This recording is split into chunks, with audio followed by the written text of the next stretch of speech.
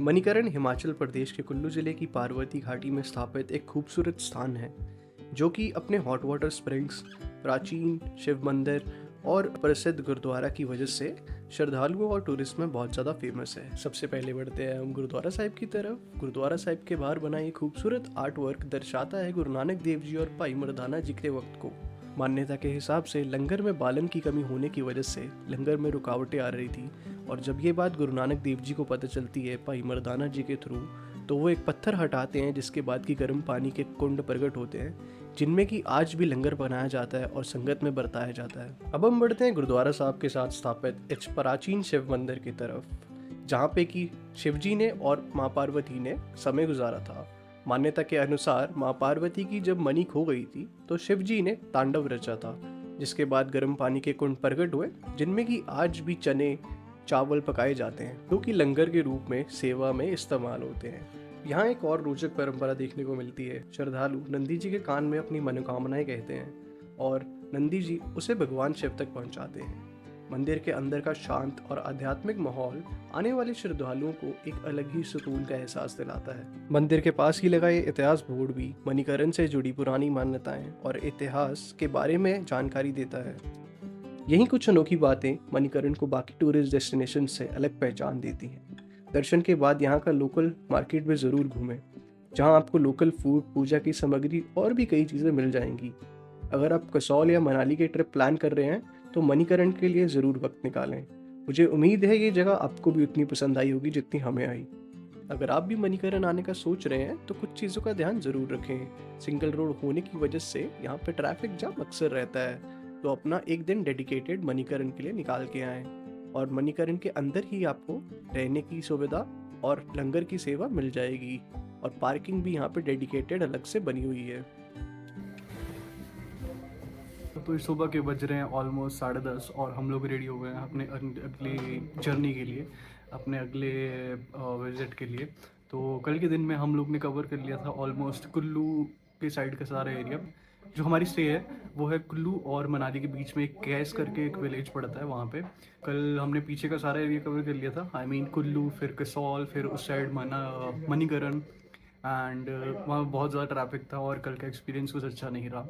आप लोग ने ऑलरेडी उस चीज़ की वीडियो देख ही ली होगी। एंड आई मीन अगर किसी को उस साइड जाना है तो आई वुड रिकमेंड कि वो सुबह जल्दी निकले, बिकॉज उसको ट्रैफिक फेस करने पड़ेगा एनीवेज, तो it's better to go early. तो आज के दिन अभी हम अपना जो ट्रिप है वो स्टार्ट करने वाले हैं डायरेक्ट यहाँ से मनाली, और मनाली से आगे जाएंगे अटल टनल। अटल टनल से जाएंगे हम, शायद से एक ट्रैक है जो सिसु नाम का है, सिसु लेक है आई गेस, कुछ वहाँ के लिए ट्रैक लगता है, तो वो ट्रैक करके हम वहाँ पर कवर करेंगे पूरा। एंड तो है फिर हम जाएंगे मनाली, और मनाली के माल रोड एंड देन देखते हैं जो भी जगह रहेंगी वो सब कवर करेंगे। तो चलिए।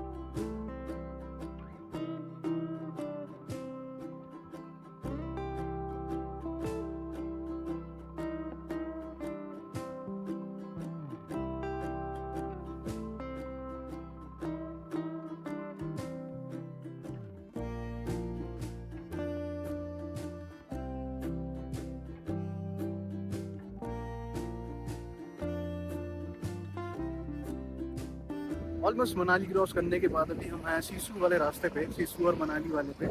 पीछे बहुत ज़्यादा ट्रैफिक था मनाली के बीच में, बट अभी यहाँ पे बहुत अच्छा वेदर है, ट्रैफिक भी बहुत कम है।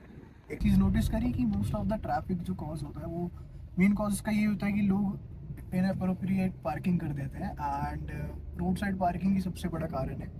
तो जितने भी लाइक होटल्स या फिर होम स्टेज आती हैं, लोग क्या करते हैं कि स्ट्रीट पार्किंग कर देते हैं, और उसकी वजह से लोकल्स को भी दिक्कत आती है। और मोस्टली ये सब लोग जो होते हैं जो गलत पार्किंग करते हैं वो अपने ही होते हैं, जो ट्रैवलर्स होते हैं चंडीगढ़, पंजाब, हरियाणा, हिमाचल के। लोग ये चीज़ें अवॉइड करेंगे तो ट्रैफिक भी कम होगा एंड लोगों का आसान भी रहेगा।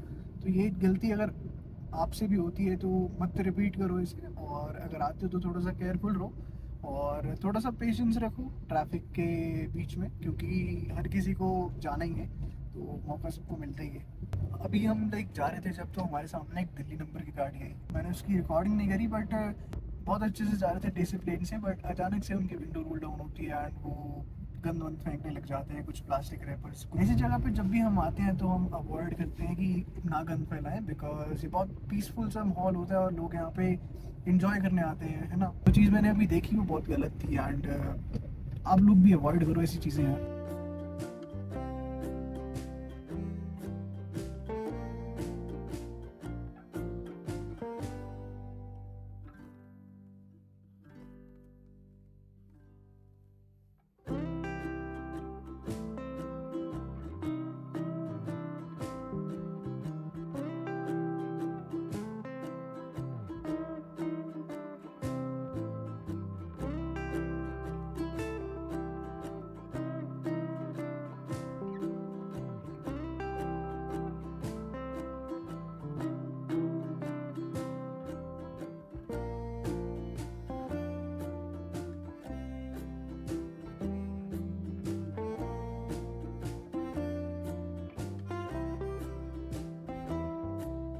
अटल टनल एक ऐसा स्पॉट है जहाँ पे मोस्ट ऑफ द टूरिस्ट रुकते हैं एंड फोटोज़ वगैरह क्लिक करते हैं। यहाँ पे मोस्टली एक पार्किंग बन रखी है जहाँ पे लोग पार्क भी कर सकते हैं। टॉयलेट्स और पब्लिक सर्विसेज भी प्रोवाइडेड है यहाँ पे, तो आप रुक सकते हो, एंजॉय कर सकते हो व्यू यहाँ पे भी। एंड अगर मैं आपको पीछे दिखाऊँ तो मोस्ट ऑफ द बंदे यहाँ पे फ़ोटोज़ वगैरह क्लिक कर रहे हैं एंड बहुत ही ज़्यादा लोग हैं वैसे तो। टनल अभी मेरे सामने है जहाँ से उसकी एंट्रेंस शुरू होती है, वो भी मैं आपको एक बार दिखाता हूँ।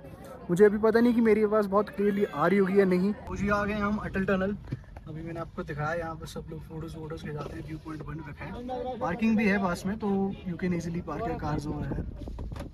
और चेक पोस्ट पे पुलिस वाले भी खड़े हैं, तो बिल्कुल डिसिप्लिन्ड वे से आप यहाँ पे रहें। और वैसे भी लाइक यहाँ पे कुछ ज़्यादा ट्रैफिक रहता नहीं है, ना ही पुलिस वाले रहने देते हैं।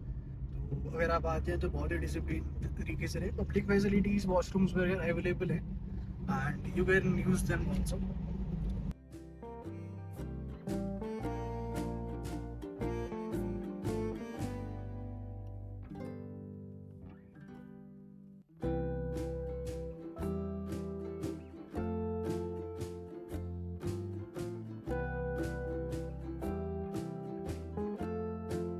अभी हम हैं जी सिसु वाटरफॉल की पार्किंग में और इस साइड है वाटरफॉल।